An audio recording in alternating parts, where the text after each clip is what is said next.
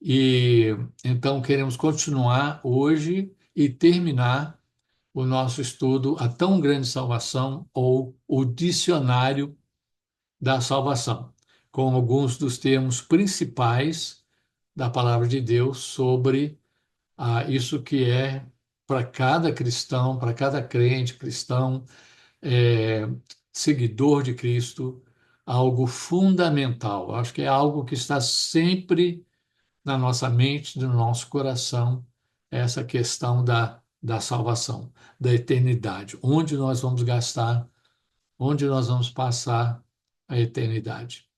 Então, na semana passada, na lição, a segunda parte, nós terminamos com uma exposição sobre o pecado e o grande problema, o que causou toda essa necessidade de salvação, essa necessidade do Senhor Jesus Cristo vir e morrer em nosso lugar, foi ocasionado pela rebelião humana, pelo pecado humano, pela queda do primeiro casal, e daí para frente, então, com essa natureza caída, os seres humanos tanto pecam porque são pecadores, como são pecadores porque pecam, né? É parte, infelizmente, da nossa realidade atual. Bom, eu queria voltar nessa lâmina aqui sobre a adoção, porque eu incluí uma partezinha aí. Aí vocês veem, aí ocorre a adoção, ocorre quando Deus nos aceita como seus filhos e filhas e nos tornamos parte da sua família. Aí eu adicionei essa frase aqui. E se somos filhos, então somos herdeiros, herdeiro de Deus e co-herdeiros com Cristo, que nós encontramos lá em Romanos 8:17. Ou seja, a adoção é um termo muito importante, né? Somos adotados como seus filhos, mas também a palavra herança ou herdeiros também é muito importante a gente entender. E quando passamos a nos arrependemos, colocamos nossa fé em Cristo e entendemos que ele morreu em nosso lugar, passamos então a ser herdeiros de Deus e co-herdeiros com Cristo.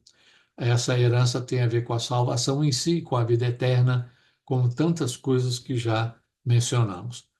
Há também uma outra palavra que eu estou colocando aí, que na semana passada não tinha, e agora estou adicionando, que é mediador. É, muito essencial, na verdade, pensar sobre a questão de Jesus como mediador. Ele é aquele que faz a ponte entre os seres humanos e Deus, entre Deus e os seres humanos. Então, nós falamos sobre a expiação e aquela ideia de que aquele que fosse pagar pelos pecados, fosse fazer a expiação pelos pecados, teria que ter crédito diante de Deus, teria que ser Deus, mas também teria que ser humano, porque só Deus pode pagar esse preço, mas só o ser humano deve pagar pelos pecados. Então, Jesus, como Deus e ser humano, foi a expiação perfeita, e então ele também foi o mediador perfeito. Então, nós vemos lá em 1 Timóteo 2:5, há um só Deus e um só mediador entre Deus e os homens, o homem Cristo Jesus, o qual se entregou a si mesmo como resgate por todos. Então, aquela ideia de resgate também, nós vamos ver daqui a pouco, é a ideia de redenção. Redenção traz consigo a ideia de resgate. Então, ele é esse mediador. Mas não só por isso, porque ele, como Messias, então ele é o sacrifício perfeito, ele é o sacerdote perfeito, ele é o perfeito profeta também. eu gosto muito dessa definição, pequena definição sobre profeta e sacerdote. O profeta é aquele que representa Deus ao povo. Ele é como o porta-voz. Ele é a boca de Deus. Deus usa o profeta no Antigo Testamento para comunicar a sua vontade aos reis e ao povo. E o sacerdote era aquele que preparava o povo para se relacionar com Deus. Então, podemos dizer que o profeta representa Deus ao povo e o sacerdote apresenta o povo a Deus. Jesus, como o ungido, ungido significa, Messias significa o ungido. Quem era ungido? Reis, sacerdotes e profetas. Na qualidade de profeta e sacerdote, Jesus é o mediador por excelência, porque ele, como Deus homem, ele entende tudo sobre Deus e ele entende tudo sobre os seres humanos e pode então fazer essa intermediação entre ambos. Então, outra palavra chave aí para entendermos a salvação é mediador. E sabemos que o único mediador possível é o Senhor Jesus Cristo. Perdão, parece até uma palavra que não teríamos que colocar aqui, mas porque ela é tão evidente, mas ela é tão evidente que a gente tem que tomar cuidado para não ignorá-la ou esquecê-la. O perdão de Deus é de suma importância. Não há, não há salvação sem perdão. A salvação é o perdão, tem a ver com o perdão de Deus pelas nossas falhas, os nossos pecados, nossa rebelião. Ele, como já mencionamos, ele não baixa seus padrões só porque os humanos são propensos a falhar e são criaturas imperfeitas. Seus padrões permanecem onde estavam, né? Os seus padrões são altos e não mudam. Ah, mas a nossa cultura hoje em dia, mas as pessoas hoje em dia, nós evoluímos tanto. É, só que o ser humano nunca vai evoluir ao ponto de não necessitar mais de Deus e das suas leis e dos seus padrões. Isso é arrogância humana. Então, os padrões de Deus são fixos e são altos, e ele não vai baixar esses padrões por causa da gente. Agora, o que que acontece quando não alcançamos seus padrões? O que ocorre com muita frequência. Deus está sempre disposto a nos perdoar.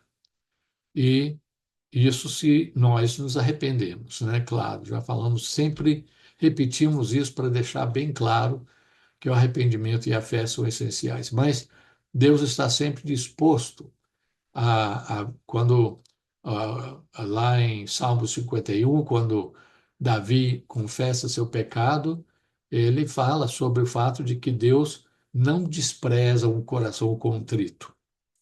Bom, ele pode fazer isso porque Jesus cobriu e expiou nossos pecados. Então, o perdão é um elemento chave da nossa salvação e é, de fato, o que a define. Agora, predestinação. Nós estamos indo por ordem alfabética, né? Então, a predestinação, ela é bem parecida e ela é quase uma irmã gêmea da eleição. É um pouco diferente, mas é bem parecido. Ok. A predestinação é um ensinamento de que Deus destinou pessoas de antemão. Então, muitas vezes a gente entra nessa discussão teológica de predestinação e esquecemos o que a palavra significa. Predestinação, né? Predestinado quer dizer que destinado antes, destinado na eternidade. Antes de nos criar, Deus já nos destinou. Olha, como é que como é que Paulo diz isso em Romanos 8, 29 a 30, 29 e 30. Quem foi que Deus predestinou? Vamos ver aí. Porque os que de antemão conheceu, também os predestinou. São coisas, a gente já começa a entrar numa área que, para nós, como seres humanos, com nossas limitações de espaço e tempo, com nossa mente tão física, para nós ilimitada, para nós é difícil entender isso, mas o fato é que ele de antemão nos conheceu, mesmo antes da gente existir, de alguma forma.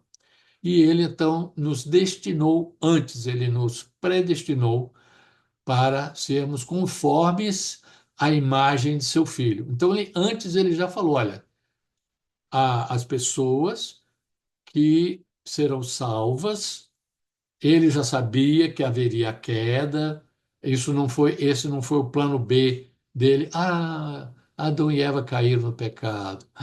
E agora o que é que eu vou fazer? Não, ele já sabia de tudo isso antes. Deus não tem limitação de conhecimento. Ele conhece o passado, o futuro, o presente, conhece tudo, sem limites. Então, ele já decidiu, antes de nos criar, que deveríamos passar a ser conformes à imagem do seu filho. Nós fomos feitos à imagem e semelhança de Deus. Com a queda, perdemos muito disso. Não tudo, mas perdemos uma boa parte da imagem. Essa imagem precisa ser restaurada. É como Atanásio, no século IV, né, disse, né, 300 e poucos depois na era cristã, né, ele já naquela época, ele fez uma comparação muito interessante. Ele falou que é como uma pintura que vai ficando velha e vai perdendo, né, uma pintura de uma pessoa, né? E então aquela pintura, aquela pessoa, a imagem daquela pessoa vai se perdendo com o tempo. E então é necessário trazer aquela pessoa de novo e o pintor, olhando aquela pessoa, refazer aquela pintura. Então, em Cristo nós somos repintados, nós somos refeitos. E aquela imagem perdida com o pecado, Deus vai restaurando, como um artista que restaura uma pintura. Então, e aos que predestinou, a estes também chamou, e aos que chamou, a estes também justificou, e aos que justificou, a estes também glorificou. Então, nós vemos aí que a predestinação é, tem muita coisa que pode ser esmiuçada aí, mas uma coisa principal é que Deus nos destinou aqueles que ele de antemão conheceu, a serem como seu filho, a serem parecidos com ele, a serem conformes à imagem e semelhança, né, do seu filho. E então, ele, interessante, ele conheceu antes, ele predestinou a esse destino a serem como Jesus, o seu filho, mas não ficou assim por isso. Olha, acabou quando nascer e tal, já estão. Não. Olha a participação humana aí. A estes também chamou, e aos que chamou, a esses também justificou e glorificou. É interessante que a glorificação, que para nós está no futuro, Paulo já coloca como algo já feito. Então, quando Deus, a gente vê isso em Daniel, quando Deus declara algo, é isso, acabou. Não tem, é ponto final. Já está feito. Não aconteceu ainda, mas já está decidido, já está feito. Quando Deus estabelece algo, ninguém pode frustrar os planos de Deus. Quando Deus declara, é aquilo e acabou-se. Então, aqueles que ele justificou, ele também glorificou, já está aí no passado, apesar de que a, o que vai acontecer mesmo no nosso caso vai ser no futuro. Ok, independente da nossa opinião, se nós somos da teologia reformada, ou seja, calvinista ou não, o fato é que o Senhor é paciente para convosco e não querendo que ninguém pereça, senão que todos cheguem ao arrependimento. Então, a Bíblia deixa claro, Pedro, e João deixam claro, né, que Jesus ele morreu por todos e Deus quer que não quer que ninguém pereça e quer que todos cheguem ao arrependimento. Ok, vamos avançar. Propiciação a raiz da palavra para propiciação é a mesma que expiação. Só que propiciação normalmente tem uma característica adicional, apesar de que também acaba que você estudando a palavra expiação, está lá também essa ideia de aplacar a ira de Deus, de apaziguar a ira de Deus. Nós falamos sobre a ira, está aí na lição 2, creio que é a parte 2 desse curso. A ira de Deus se manifesta contra aqueles que não querem se arrepender, que não ah, resolvem a sua questão de pecado diante de Deus, não aceitam o seu perdão. Então, permanecem, são até chamados de filhos da ira de Deus, em Efésios. Mas a propiciação, aquilo que na verdade Cristo alcançou na cruz, é capaz de apaziguar ou aplacar a ira de Deus quando aplicado à nossa vida. Então, sim, Cristo morreu pelos pecados do mundo, mas o mundo, ou cada indivíduo, cada pessoa, tem que receber isso, tem que aceitar. É como um presente, né? Você pode chegar e dizer, olha, eu quero entregar para você a posse do meu carro e aqui estão as chaves e você pode ir lá e registrar agora no seu nome e passa a ser seu carro. Mas se você não for lá e registrar no seu nome, você não pegar nas chaves, entrar no carro e tomar posse, aquilo fica lá.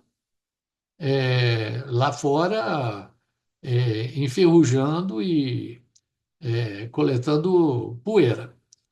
Mas então a gente, a presente, quando alguém nos dá um presente, a gente tem que receber, aceitar aquilo, né? Então, a propiciação, quando aceita, ela é capaz de apaziguar e aplacar a ira de Deus. O pecado da humanidade ofende a santidade de Deus, como já vimos, gerando uma ira santa contra os ofensores. Mas o sacrifício de Cristo pelo pecado cuida da punição e satisfaz as justas exigências de Deus. Cada indivíduo deve se apropriar daquilo que Cristo fez a seu favor. Reconciliação. Como também já mencionamos, a reconciliação é como que a meta de tudo isso. Deus criou o ser humano para ter comunhão consigo mesmo. E a reconciliação, ela vem quando nós podemos fazer as pazes com Deus. A ira de Deus é aplacada pela propiciação. Agora estão abertas as portas à reconciliação, que significa o quê? Fazer as pazes com Deus, é estabelecer ou restabelecer a comunhão e a amizade com Deus. Quando aceitamos a oferta de salvação de Deus e somos justificados, o conflito com ele acaba. O relacionamento quebrado ou rompido é restabelecido. Quando temos paz com Deus, podemos finalmente ter um profundo senso de paz interior. Então, essa paz é a paz com Deus, mas quando nós estamos em paz com Deus, passamos também a estar em paz conosco mesmos. Muito daquela angústia e aquela confusão dentro da nossa mente, do nosso coração, do nosso espírito, aquele espírito inquieto, tem muito a ver com uma falta de paz com Deus. Mas quando a gente acerta os ponteiros com Deus, quando a gente é reconciliado com Deus, então agora sim nós podemos ter aquela paz interior verdadeira e duradoura. Nós vemos uma exemplificação em Lucas 15, de 11 a 32, com a parábola do filho pródigo. A gente vê que ele caiu em si, ele voltou, confessando os seus pecados, arrependido, e o pai o abraçou e se reconciliou com o seu filho.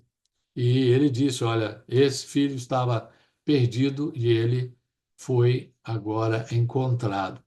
Então, é a reconciliação que nós temos com Deus mediante aquilo que Cristo fez por nós. Redenção. É, é interessante que ser a, re- a redenção, né, ser redimido, é ter a nossa dívida como que cancelada. É interessante que lá no Chile, quando a gente vai pagar uma conta, eles perguntam muitas vezes, vai cancelar a conta? Para o brasileiro dá a ideia de, sim, vamos cancelar, quer dizer que eu não tenho que pagar, né? Cancela a conta.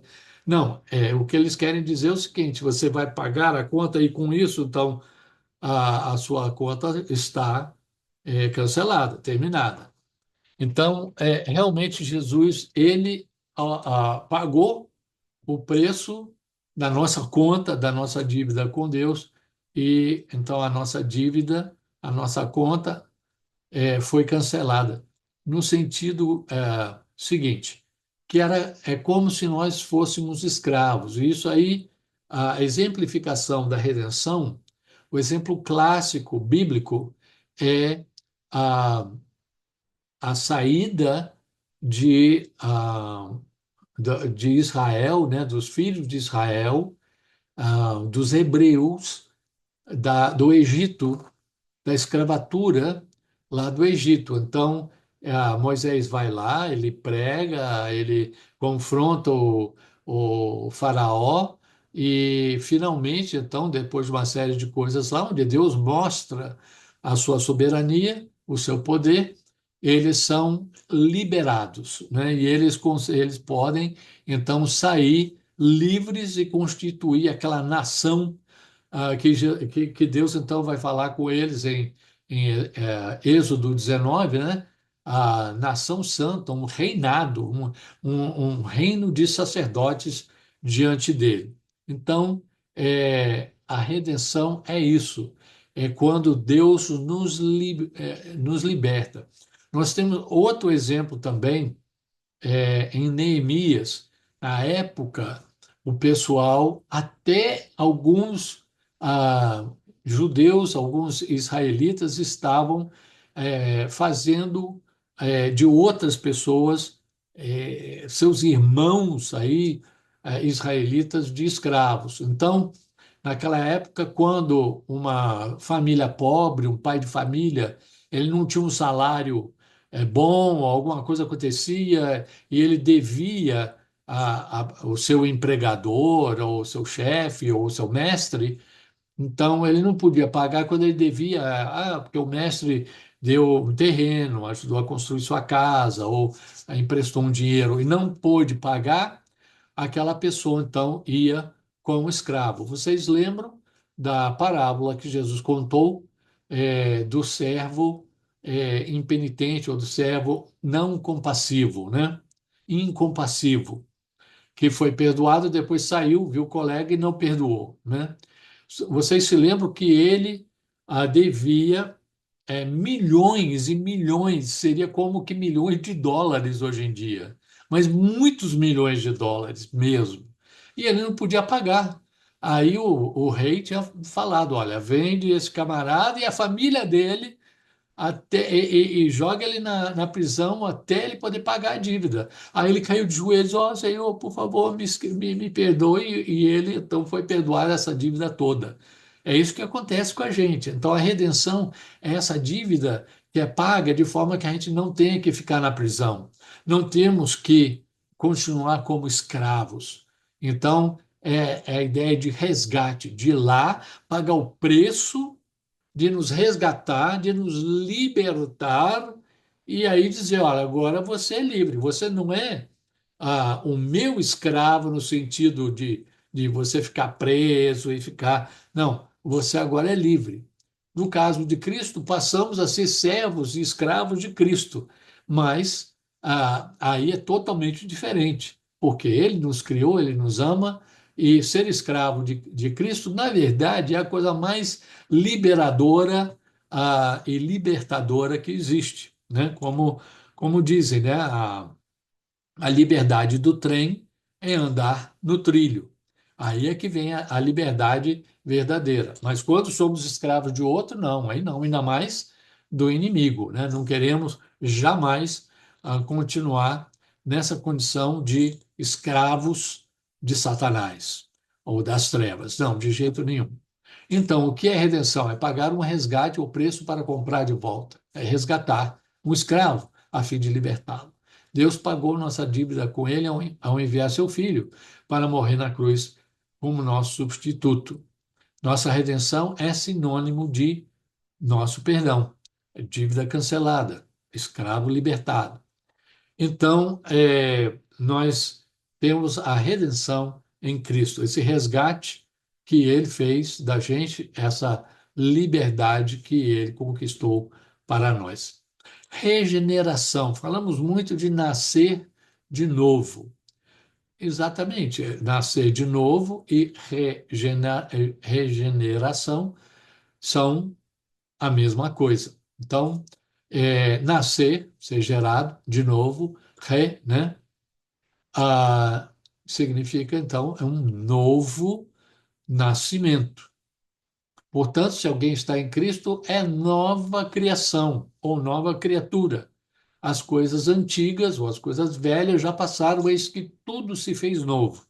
Ou, no NVI, eis que surgiram coisas novas.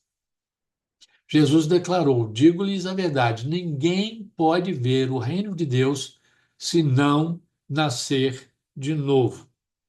Foi o que ele falou com Nicodemos, que era um doutor da lei, deveria saber dessas coisas, mas ele realmente não sabia nada disso. E então muitas vezes o mundão não sabe nada disso também. O pessoal aí fora muitas vezes não sabe o que é nascer de novo. Mas a regeneração é ah, é o resultado da salvação. Quando nós somos salvos, nós somos convertidos, como vimos, ao que significa a palavra converter, que é aquela tornar, virar, voltar-se para Deus, e a pessoa é regenerada, passa a ser uma nova pessoa. Interessante que a gente passa a ser uma nova pessoa, mas continua com a mesma identidade, a mesma personalidade, só que agora nós temos uma nova natureza. O que é essa nova natureza?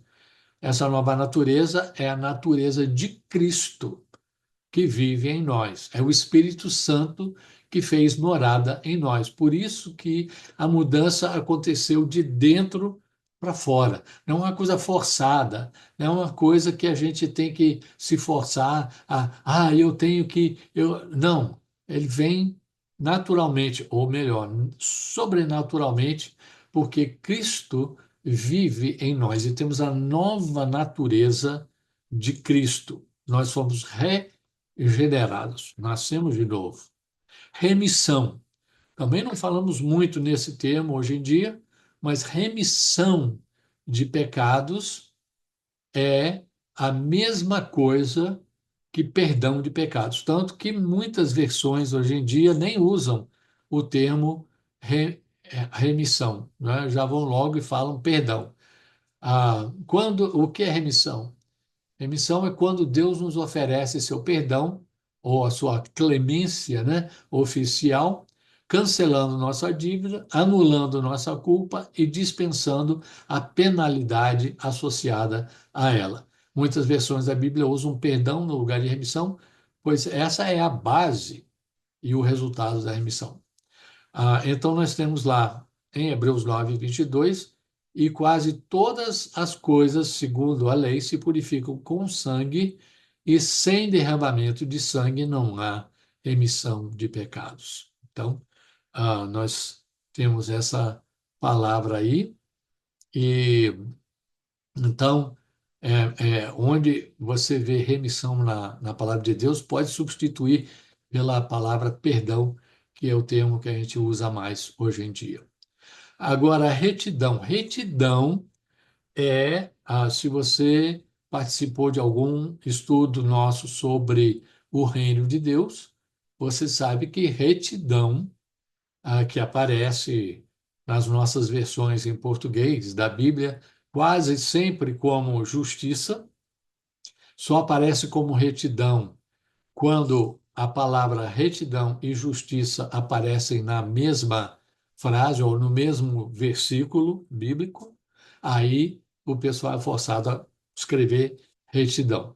Mas retidão é uma palavra muito rica, com um significado muito amplo e muito profundo.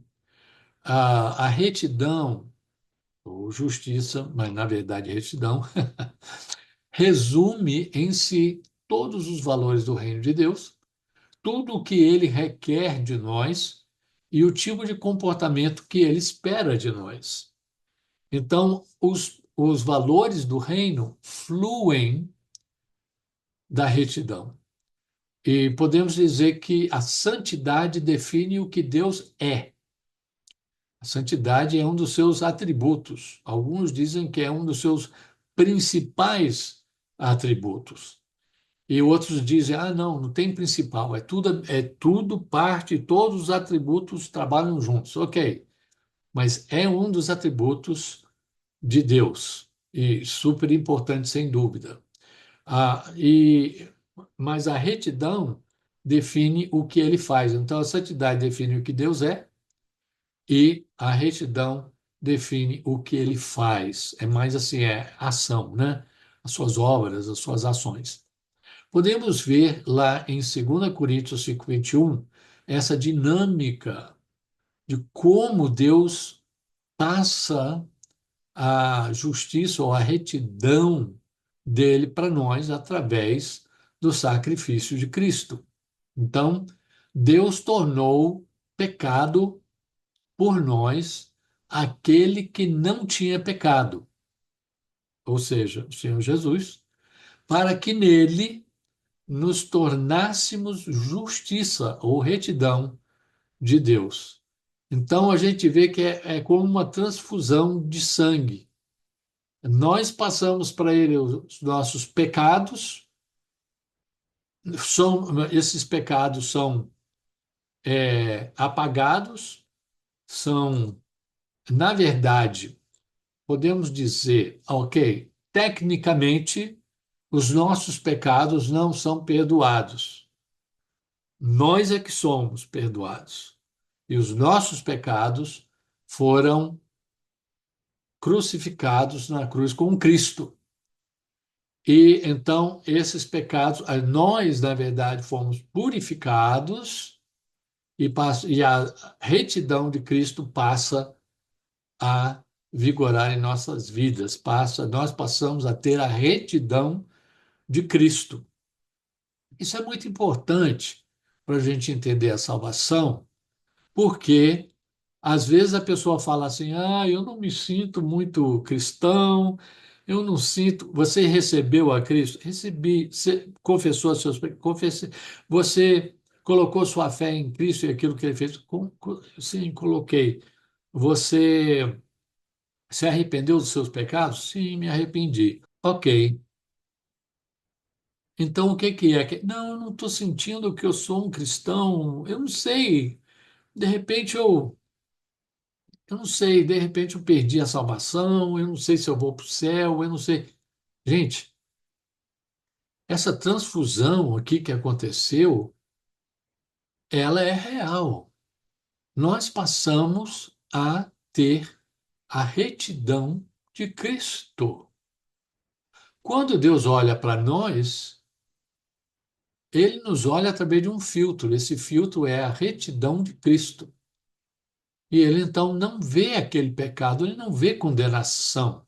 Claro, se nós pecamos, precisamos confessar isso diante de Deus, como parte da nossa caminhada com Ele, processo de santificação. Mas estamos falando aqui sobre a justificação, sobre o perdão dos pecados em termos de salvação. Então, Deus, quando olha para nós, ele vê o Filho dele, ele vê Cristo, ele vê aquilo que ele conquistou por nós, a retidão de Cristo. E essa frase, esse versículo aí é chave. 2 Coríntios 5:21. Deus tomou nossa dívida, que nunca poderíamos pagar, e trocou pelo seu crédito, que nunca poderíamos comprar. Tomou sobre si os nossos pecados e nos tornou a justiça ou a retidão de Deus. Deus acredita sua justiça a nós quando entramos numa aliança com Ele por meio de Jesus. Então, retidão. Nós temos aí também uma palavra muito importante que é sacrifício vicário. Sacrifício vicário, vicário significa em lugar de, ou substitutivo, né? É um substituto que toma o nosso lugar. Então, sacrifício vicário é isso aí. 1 Pedro 1, 18 e 19 diz: sabendo que não foi com coisas corruptíveis, como prata ou ouro, que fostes resgatados. Aí a palavra de novo: resgatados, redimidos da vossa vã maneira de viver, e, por tradição, recebestes dos vossos pais, e sim com o precioso sangue de Cristo, como de um cordeiro imaculado e incontaminado. Então, nós fomos salvos por Cristo, pelo sangue dele, vertido no Calvário, na cruz, por nós. Sacrifício vicário ou substitutivo é a morte substitutiva de Cristo que tomou em nosso lugar, morreu ao invés de nós e pagou por nossos pecados como nosso substituto. Ou seja, ele assumiu sobre si a nossa culpa e tomou sobre si, ou em si, no seu próprio corpo, o castigo que deveria ter caído sobre nós. Então, hoje em dia, nós temos uma opção. Ou a gente aceita o castigo que já caiu sobre Cristo, ou se não aceitamos isso, o castigo que vem da ira de Deus recai sobre nós. Claro que é muito melhor e é o que Deus deseja, é que aceitemos a morte, o sacrifício vicário de Cristo em nosso lugar. Porque senão, de certa forma, podemos dizer que Cristo morreu em vão quanto à nossa experiência pessoal. E Deus não quer isso.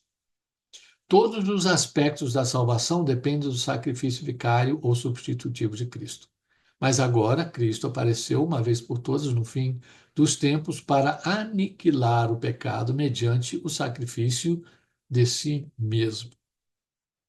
Então, mais uma vez, pensando aí sobre Atanásio, ele fala sobre, e em Hebreus fala sobre isso também, que Cristo, ele recebeu de Deus, ele veio e ele recebeu de Deus um corpo. Ele veio como ser humano, ele tinha duas naturezas, a divina e a humana.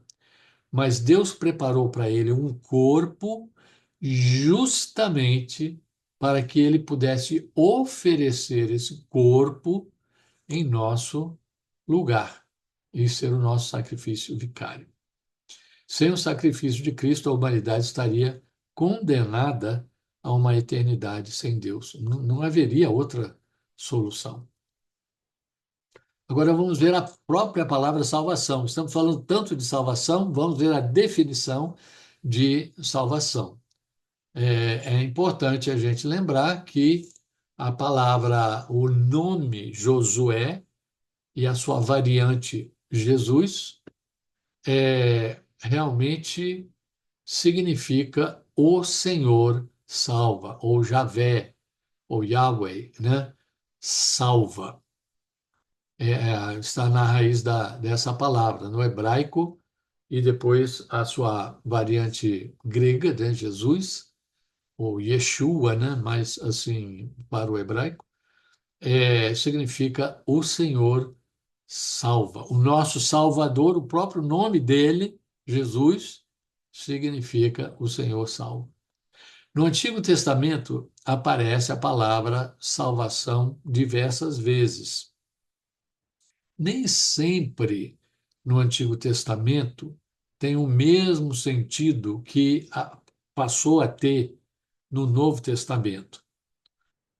No Antigo Testamento, a palavra principal, yasha, para a salvação, tem um significado, tem vários significados possíveis: livramento, liberdade daquilo que prende; resgate, socorro, segurança, bem-estar, prosperidade. O que também esse bem-estar e prosperidade e segurança tem também carrega em si também essa ideia, a palavra shalom, né?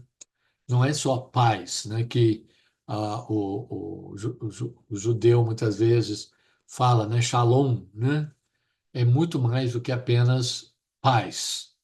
É tudo isso, é segurança, bem-estar, prosperidade. E veja que tem a raiz da palavra está presente aí, né? O chá, né? Agora, no Novo Testamento, no grego, a, a palavra no Novo Testamento soteriologia ou interessante que nós ficamos na Bahia agora mês passado num hotel chamado eu achava que era chamado Soteiro. Aí eu perguntei para o motorista de táxi qual é, porque eu perguntei no hotel e não podiam me dizer. Aí o motorista de táxi me disse não é Soteiro, é Sotero, porque é o hotel de Salvador, porque sotero significa salvação, significa Salvador. Ah, ok, entendi. Então eles usam o grego sotero, para falar de Salvador, né, o nome da cidade, ou de salvação. Então, no Novo Testamento, soteriologia, o estudo, né, da salvação. Então, a ideia no Novo Testamento que é tudo isso que temos falado, né, sobre o resgate, a salvação, a morte vicária, né, o sacrifício de Cristo, a salvação, a vida eterna no céu com Deus. Então, passou a ter mais esse sentido mais específico no Novo Testamento. Aí, então, nós vemos essa ideia de não mais sujeitos à ira de Deus e salvação eterna. Ok. Ser salvo, no Novo Testamento, fica mais claro isso. Ser salvo é não mais estar destinado a uma eternidade no inferno. Inclusive, a ideia de inferno no Antigo Testamento ainda está bastante embrionária, ainda está um pouco não muito bem definida, e como já mencionamos, foi o próprio Jesus que avisou e explicou mais sobre o inferno. E quem avisa amigo ele fez isso para que as pessoas evitassem esse lugar terrível. Então, ser salvo é não mais estar destinado a uma eternidade no inferno, mas sim ter a garantia da bem-aventurança eterna na presença de Deus no céu e depois no futuro, na nova terra, como nós vemos lá no final de Apocalipse. o oposto de ser salvo é estar perdido, né? Como a gente vê lá na parábola do filho pródigo. Esse filho estava perdido e tal, né? E Jesus então veio buscar e salvar o perdido, como diz lá em Lucas 19:10. A salvação é sinônimo de justificação e é impossível de ser obtido sem fé e arrependimento. Apesar de que a palavra salvação realmente inclui justificação, santificação, glorificação, normalmente, quando falamos de salvação, estamos nos referindo àquela primeira experiência chamada justificação, onde somos declarados inocentes ou sem culpa diante de Deus. Porque Deus tanto amou o mundo que deu seu Filho unigênito para que todo aquele que nele crer não pereça, mas tenha a vida eterna. Olha aí, pereça. Pereça é a ideia de estar perdido, é a ideia de realmente estar não salvo, né? Seria o oposto de salvo. Tem uma conotação muito destrutiva e terrível. Então, para que não pereça, mas tenha a vida eterna. Isso aí, então, é um resumo da palavra salvação que nós temos visto aí de tantos ângulos diferentes. E logo após, no nosso dicionário em ordem alfabética, vem aí a santificação. A salvação, tanto a justificação como a santificação, são estabelecidas por um pacto, assim como o matrimônio humano. Vamos ver um pouco mais sobre isso. A segunda e presente fase da nossa salvação, tendo como seu objetivo a nossa santidade, é chamada de santificação. É andar diariamente com Jesus, como ele andou, né? Se a, a gente diz que pertence a ele, então vamos andar como ele andou, diz lá o apóstolo João em 1 João 1:7 e 2:6. Em obediência e retidão, vivendo os valores do reino e sendo controlados pelo Espírito Santo. É como viver agora, vou explicar o que eu quis dizer como esse matrimônio. É como viver a vida cotidiana de casado, desenvolvendo e aprofundando seu amor. A justificação, como um casamento, é um evento único. A santificação, como a vida de casado, é um processo diário. Então, daí essa comparação com o matrimônio, o casamento, e a ideia também de que quando a gente casa, a gente entra, a gente faz um pacto com aquela pessoa e o casal diante de Deus. Então fazem um pacto e fazem até uma promessa lá diante de Deus e das testemunhas, seus amigos, seus familiares que estão lá, né? É, para o bem ou para o mal, na riqueza ou na pobreza, estando doente ou não, vamos continuar até que a morte nos separe, né?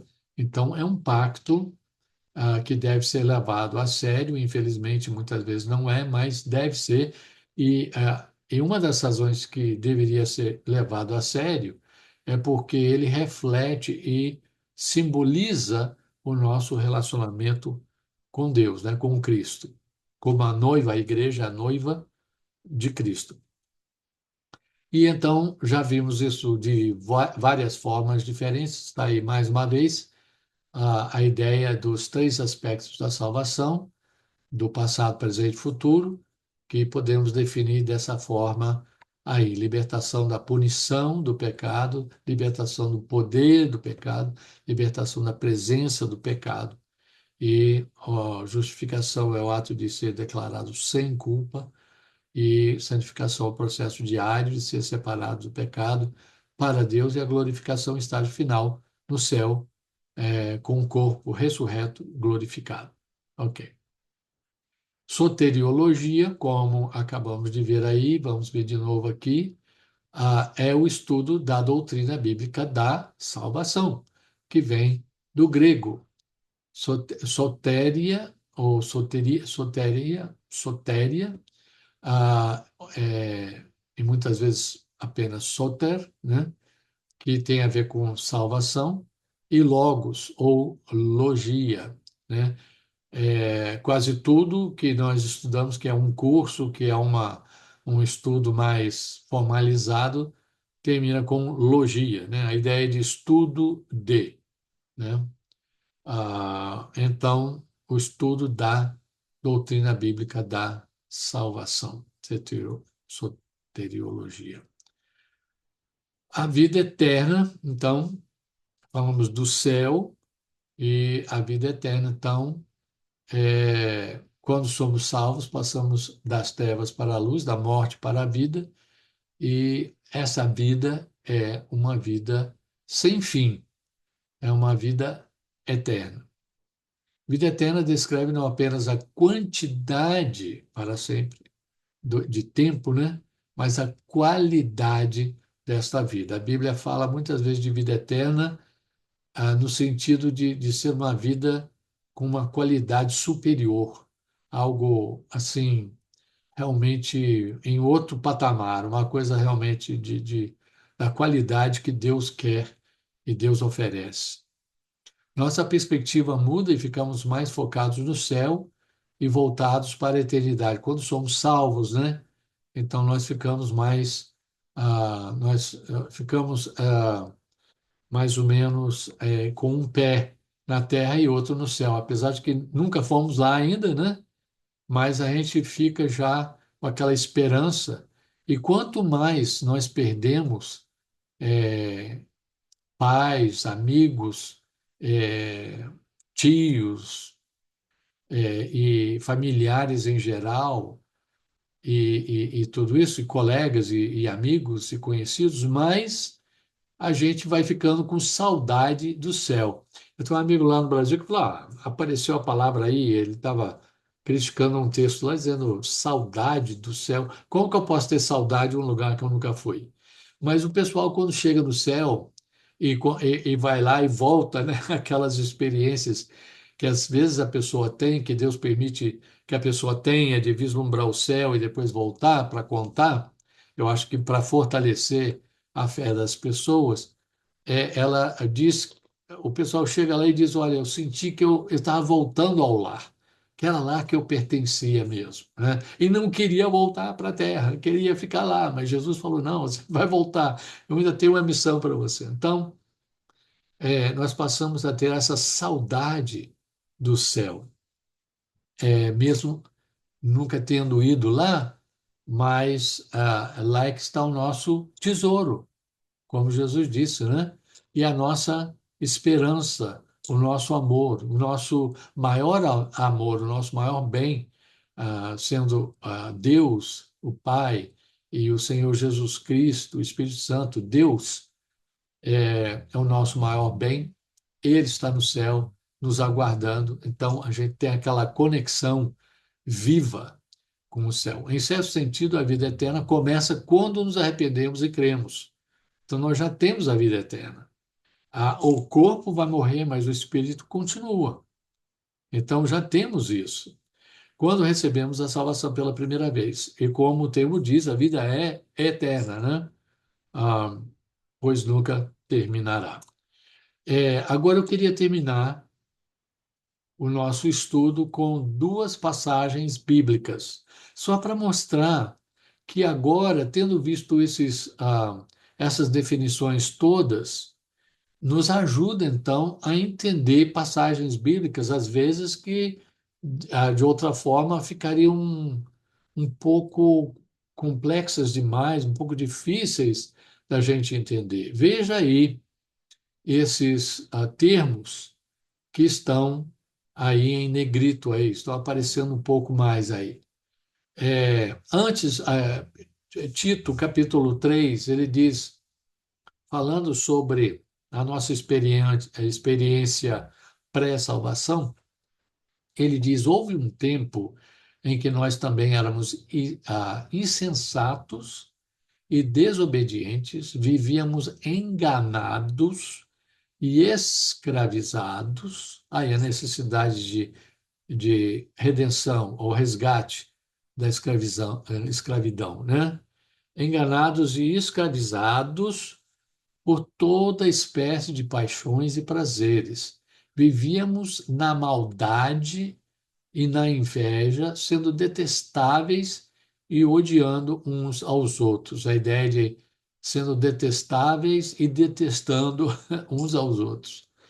Mas depois da salvação, nós vemos o seguinte: mas quando, da parte de Deus, nosso Senhor, se manifestaram a bondade e o amor pelos homens, não por causa de atos de justiça por nós praticados. Então, veja aí que aqui ele Tito fala sobre essa questão de boas obras, somos salvos pelas boas obras. Deus olha para a gente e fala: o fulano é tão bonzinho, olha, esse aí eu quero salvar. Ó, atos de justiça praticados por ele, hein?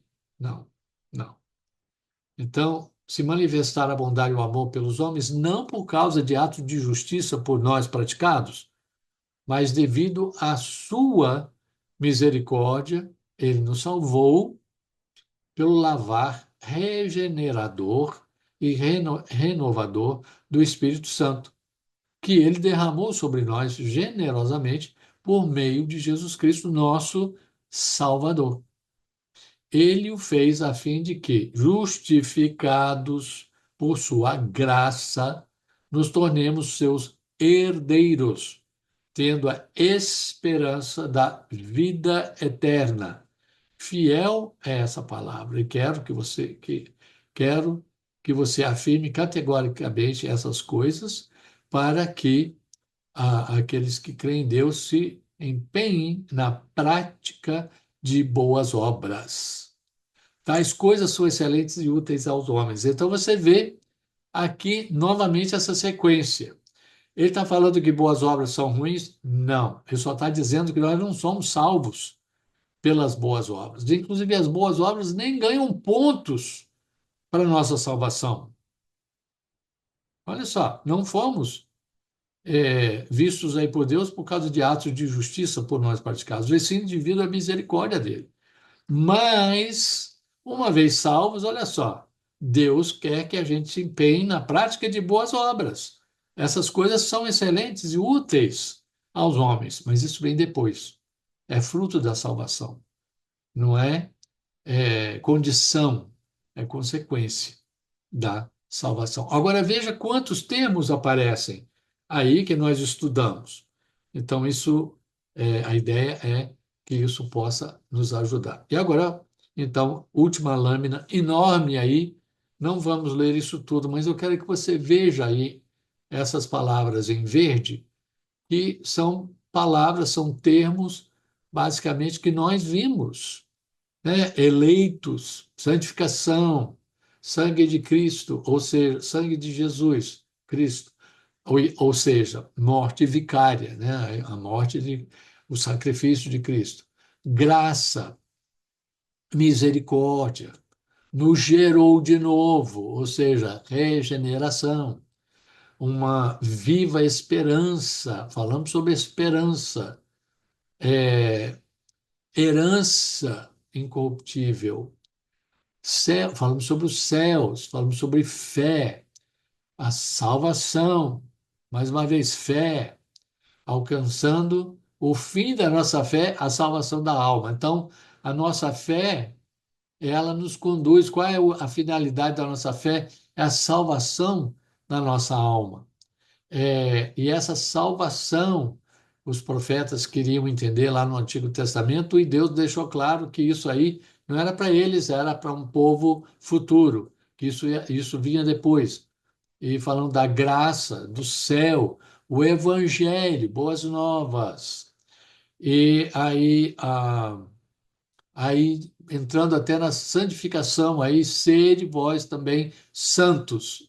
Ou seja, vocês têm que passar, estão passando pela santificação.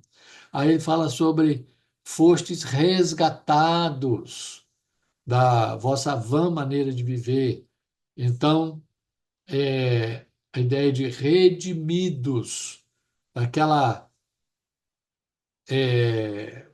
prisão, daquela, ah, daquela escravidão a ideias e conceitos e tradições e maneiras erradas de viver e de pensar.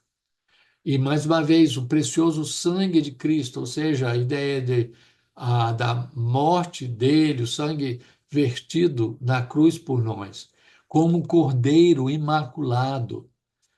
Mais uma vez, a ideia de, por ele credes em Deus, de colocar a fé em Deus, de crer em Deus.